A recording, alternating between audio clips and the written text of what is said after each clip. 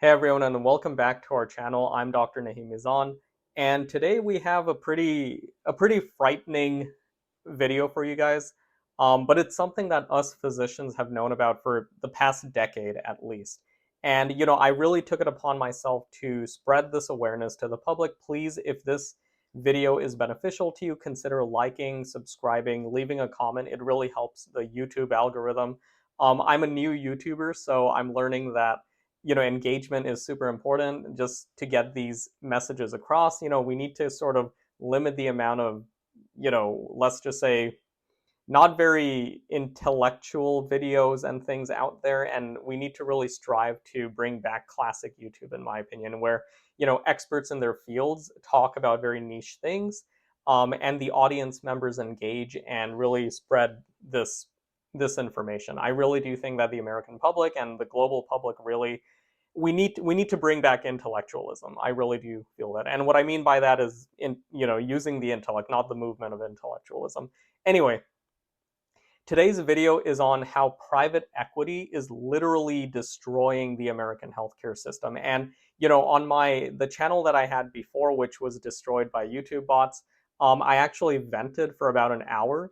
If you're interested in watching that video, leave a comment below and I'll upload it. I think I need to just swallow my pride and just, let the public know my actual thoughts on what private equity is doing to the entirety of the healthcare system. And know that everyone is a victim. Okay, so it's not just patients. We doctors are also patients, right? Like we get sick too. So it's every single human in America is being affected, even the rich billionaires that are enacting these private equity policies. So let's get into it. But yeah, so this article was recently published in the summer 2024 journal called Pharos. And I'll go ahead and link the Reddit thread. So it's a pretty damning article. It's called Private Equity and the Ravaging of US Healthcare by James R. Webster, MD. Um, and I'll just go ahead and read the article. You can go ahead and just listen to this as a podcast. I'm not going to, I'm going to show a few graphics up here, but you don't really need it. I'll try to verbalize what I put up there, just, for anyone who is visually impaired, or if you just want to listen to this like while cooking or whatever. That's what I do with these types of videos. And yeah, so I'll just go ahead and read the article. And yeah, we'll just take it from there. Leave any comments below in real time, and put timestamps. That way our team can know which line you're referring to in your comment. Okay, so without further ado. So Dr. Webster, Dr. Webster is a retired Gertz professor of medicine at Northwestern School of Medicine, Chicago, Illinois. And let's go ahead and start the article. In 1914, William Osler advised graduating medical students that they were joining a calling involving their head and heart, not a business. He, like some contemporary American physicians, such as the leadership of the American College of Physicians, would probably be appalled that in 2023, private equity, which we'll call PE, firms are involved in completing the financialization of healthcare. Their goal is to maximize profits by manipulating the fiscal opportunities in the management of business dealings surrounding care without providing any actual care for patients. Rather than being a social good, healthcare becomes a series of market-driven financial transactions. This trend began 50 years ago with the onset of national for-profit hospitals led by Health Corporation of America, HCA, and Tenet Healthcare. In the past decade, PE investors, so private equity investors Kohlberg, Travis, and Roberts, KKR, Bain Capital, a major supporter and investor in HCA, the Blackstone and Carlyle groups, and 136 others have become major players in healthcare financing. As such, they bring with them access to huge financial resources, arcane financial engineering strategies that benefit only their bottom line, and some of the sharpest elbows in capitalism. Their strategic interventions are theoretically promoted to magically improve efficiency and reduce costs. However, whether acquiring hospitals, physician practices, nursing homes, mental health entities, home care services, hospices, or ambulance services, the effects are the same. Under their stewardship, costs routinely increase while quality and quantity of care decreases. The idea that introducing into the healthcare equation a strictly for-profit middleman that promises its investors a 20% annual return as its primary goal would improve care is prima facie unrealistic. The strategies and tactics used by private equity are basically the same no matter which of the above care delivery sites or disciplines they touch. These include, but are not limited to, cutting costs by reducing staffing positions, hiring less skilled and less costly providers, for example, physician assistants replacing MDs, nursing aides replacing nurses, totally untrained individuals replacing aides, etc. And we see this a lot in nursing homes. I actually have a video.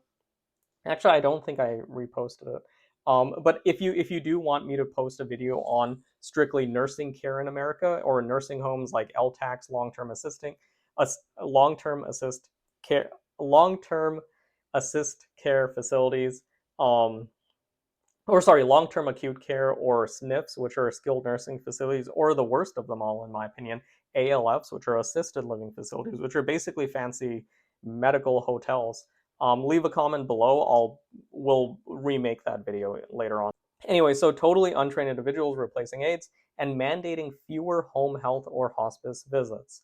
Diagnostic and therapeutic options are limited by denying them at the front end of care. Lucrative lease-back arrangements are common, as private equity sells real estate holdings and equipment of the entity they have acquired, pockets the money, resulting in the hospitals, group practices, and nursing homes left paying rent on what they used to own. Using their financial backing, large debts are loaded by private equity onto the hospitals, nursing homes, and other clients.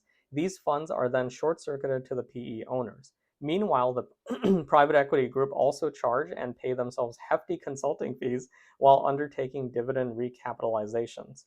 Once a private equity hospital, nursing home, or home care chain can establish local market monopoly power, prices can easily be increased. Profitable procedures can be referred to affiliated hospitals, and underperforming units such as Medicaid, obstetrical, and mental health units can be closed. For-profit hospices, once considered an oxymoron, can be further gamed, cherry-picking less ill patients who will live longer than the usual several weeks of intensive end-of-life care, thus prolonging collection of the daily stipend. Like I'm gonna put a plug in here for a movie. My wife and I just watched a movie which was heartbreaking and heart-wrenching called I think it was called I Care a Lot.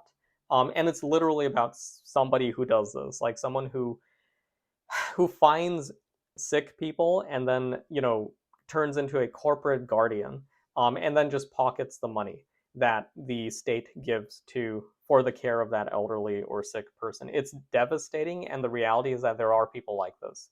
So yeah, take care of your parents, take care of your grandparents, take care of each other, right? That's really the best way for humans to live. Okay. Studies show, they can also use Medicare Part D to pay for expensive medications and convince families to take the patient to the hospital ER or emergency room if they get too sick for home care. Studies show how vulnerable nursing home patients experience double jeopardies in PE-owned facilities. What this means is that there's, instead of just like septic shock or something, they're getting septic shock plus COPD exacerbation around the same subacute or acute schedule of time. That's what a double jeopardy means. Excess mortality, decreased mobility, and overall quality of life occur at the same time staff and care are being cut. Costs, a lot of our cases, when you boil it down, are really due to short staffing. So a lot of cases that I get are like, oh, the doctor didn't order appropriate fall prevention protocols. But when I look at the records, it's like, no, he did, or she did, and the nurses were following it. But actually, there was only a single nurse seeing 50 nursing home patients and like 3 CRNAs or something, some alphabet soup that isn't truly medically trained as a nurse or a doctor. And they're the ones who have to do everything for the patient. And the problem is that the patients and their families are not even aware that this is how the system is. Like in their brains, they're thinking, oh, there's a full-time doctor at the nursing home taking care of grandma. There's like a whole team of nurses, because that's how they sell it to you, right? But that's not the case, like at all, like anywhere in the United States. Okay. Studies show how vulnerable nursing home patients experience double jeopardies Excess mortality, decreased mobility, overall quality of life occur at the same time staff and care are being cut. Costs are being shifted to cover fees, interest, and lease payments as charges per episode of care are significantly increased. To allow all this to occur, government has, over the years, loosened antitrust regulations, deregulated the financial industry, and reduced oversight. Much of the money that private equity captures comes from government programs, with taxpayers being the ultimate source of such funding. That's us. That's us American citizens. Most of the above private equity targets for mergers and acquisitions fall below the $200 million mark, so they avoid federal antitrust attention. This is disgusting, in my opinion. From a strictly investment standpoint, all these strategic and tactical activities are financial genius with devastating results for families and providers. Healthcare is reduced to a complex, endless pirouette of financial transactions. So I laugh, but this is what I see. Like a lot of cases, I actually ask the attorneys, "Hey, can you send me the bills? Like, can you send me like what is Mr. Thomas Rutherford like what is he actually receiving at this nursing home?" And so I look at the bills and it's like, oh, like, $5,000 for food or for special diet. And the special diet is like a renal diet. That's basically the same diet minus, whatever, minus a piece of meat or something, right? And it's like $5,000 just for that for a month. So there are all these little things that they just itemize and say, oh yeah, we're giving your grandpa the best care possible. But the thing is, like, and the doctors are not even aware of this, by the way. Like, I actually worked in a nursing home. Like, we weren't told any of this stuff. All we're told is like, hey, look, you have a new patient, get in, go manage. The doctors are affected as well. So it's like, this whole thing happening in America is all like just fighting each other, but we're not really looking at the root of the issue, which is like there's these corporate greedy capitalist pigs that are sucking all of us dry, right? And it's like no one becomes a physician like an MD or a DO. Oh, sorry about that. I got a new microphone. Hopefully the sound's better this time. But doctors, no one gives 30 years of their life just to be an uneducated bum, right? Like that. But again, like, everyone is affected by this, right? And again, leave comments below. Like, what are your thoughts? Like, are you surprised by this or were you aware of this? The other insane thing, guys, is that private equity groups are eating everything. Like they're taking schools, which is insane.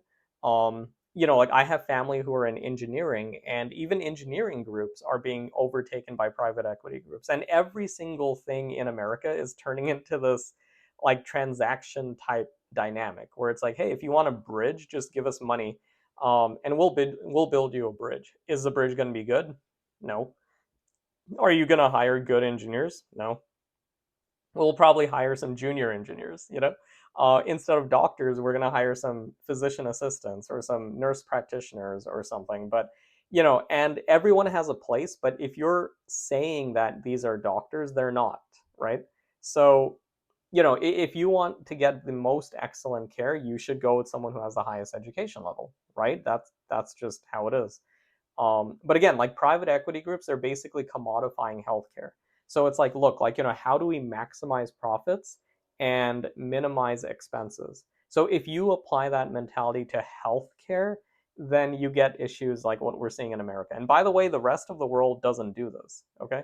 So maybe some European countries, maybe Canada, I don't know, but like Asia, Africa, like many other countries are looking at America and thinking, what the heck is going on over there, right?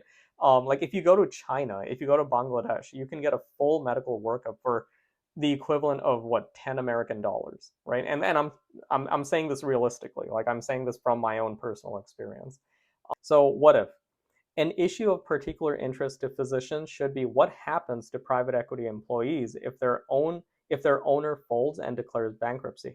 Not a theoretical question. This is happening all across the Midwest, by the way. So I'm sure, if you've experienced this, let us know in the comments. But many hospitals across the US have been shut down, like hospitals, clinics, and it's an epidemic that's spreading, by the way. So if you think you're safe because you're in a big old city, like I'm from LA, It's coming. Like it's coming because when you apply capitalism to hospitals and clinics that don't have a product, then you see the world in this sort of like product mentality, right? And so who ends up suffering? It's the patients, right? And also the workers, like the doctors, we're just employees, right? Like doctors aren't some elite group. Like we're just working 12 hours a day, like just to keep grandma alive. Um, anyway, so the two biggest private equity physician employers who cover a large portion of employed physicians, Envision Healthcare with $7.7 billion in debt, and Team Health, Blackstone with $5 billion in debt, have recently filed for bankruptcy relief. American Physician Partners, APP, owned by Brown Brothers and Harriman, which provided emergency room staffing for 150 US hospitals, had $472 million in debt, but could not find a buyer and went out of business as of August 1st, 2023. This left 2,500 physicians and numerous nurses and technicians without several months of back pay, and even worse, no malpractice tail coverage. So that's important for us doctors, okay? And I work in the medical legal field. So tail coverage basically means when you leave a hospital, like, let's say you're 65, you retire, it's like finally I can go to the Bahamas or something. Um, you have something called tail coverage. So tail coverage means, okay, if someone sues you after you leave, after you quit, after you get fired, after you retire, the hospital still gives you liability insurance. So, and again, like, watch my previous videos before, 100% of physicians will get sued. It's inevitable. It doesn't mean that you did anything bad. It just means that you were named in a lawsuit. That's all. And so malpractice insurance is necessary. It's actually a requirement for most hospitals for doctors to have. And so if a doctor leaves a hospital, they need to basically, the hospital ensures them that, look, like, even if you quit, we'll take care of anything that might happen, right? So they're saying that, like, now, like, all these millions of doctors don't have that. So it's like if they get sued, they have to pay out of pocket, what, like $10 million? Like, that's not possible. In addition, Health Partners property of Blackstone with greater than $5 billion in debt is trying various solutions to avoid bankruptcy. Leaders in medicine are aware of these very disturbing, threatening trends and the fact that private equity involvement in medicine is growing each year. However, they lack significant financial enforcement capabilities or the legislative power to institute needed changes. The logical remedy for the healthcare disaster seems to require government involvement to bring full transparency and oversight, with a major goal of turning off the private equity money sources. So then, while awaiting these political actions, an important strategy at a local level could be enhanced educational and informational programs for health professionals, physicians, nurses, etc., who advise patients and families about where and how to receive care. They could be informed by both community and medical organizations to become and stay continuously informed about the care quality, staffing, management, and funding of their recommendations regarding nursing homes, hospices, and home care services. Local activism can be powerful. The medical establishment should provide support, financial and in-kind, of academic health economic experts who provide help and guidance for effective patient funding. While these legislative and legal solutions are easy to propose and some are actually coming under consideration, implementation would be challenging. Multiple forces would align against even having a serious discussion of the topic. With profits at risk, some physician and hospital organizations would undoubtedly demur. The private equity players would mobilize their political enablers and resources in opposition. The battle would be contentious, but well worth having in order to maintain and improve access to quality, safe, and affordable healthcare for Americans. I left clinical medicine, went into the medical legal sector because I want to help patients achieve justice. And again, the bad guy here is this broken healthcare system in America.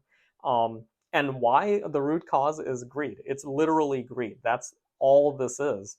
It's greed and interest. And if you're Muslim, then you understand the absolute atrocity that is interest, right? If you have student loans, if you have any of these things, if you critically think, it's because it's interest, right?